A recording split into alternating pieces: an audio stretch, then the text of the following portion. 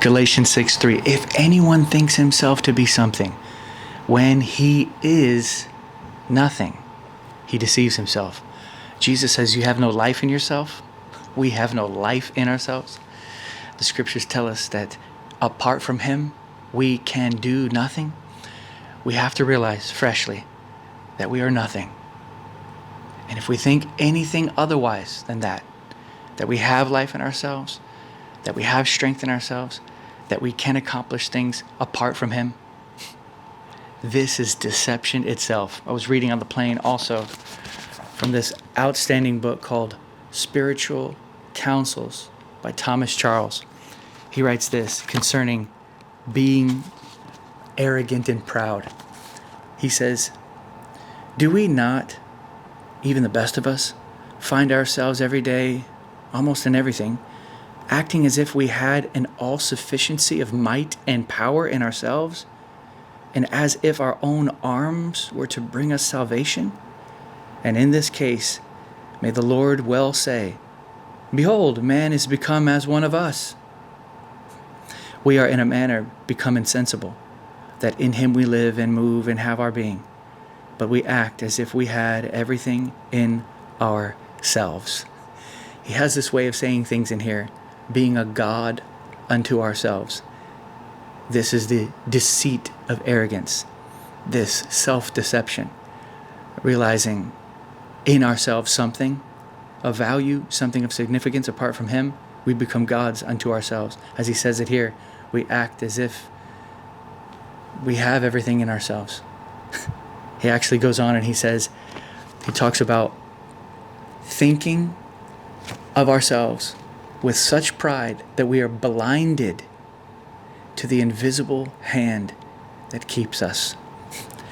As I read this today, if anyone thinks himself to be something, when he actually is nothing, he deceives himself.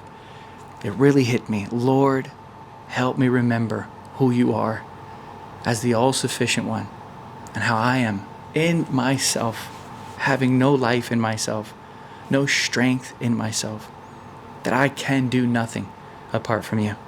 This will keep me in the proper disposition, where I don't make myself a God unto myself and forget the invisible hand that keeps me day in and day out.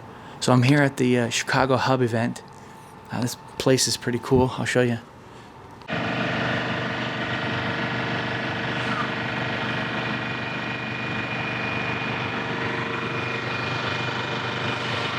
Really nice basket here with some popcorn, probably a gift from my wife, little card. So kind of them. Anyway, I'm excited to speak tonight. I'm not sure really where the Lord wants to go, but I'm going to sit in silence before him for a while and follow those joy bubbles that show me right where the living voice is. And may the Lord speak tonight, encourage, strengthen, lift up, and deliver people by sights of himself. God bless you guys. Hey, if we think ourselves to be something when we actually are nothing, we deceive ourselves. So I spoke last night here at the Chicago Hub Conference. I spoke on 1 Peter 1:8, that though you haven't seen him, you love him. And though you do not see him now, but believe in him, you greatly rejoice with joy inexpressible and full of glory, showing that true faith loves Jesus.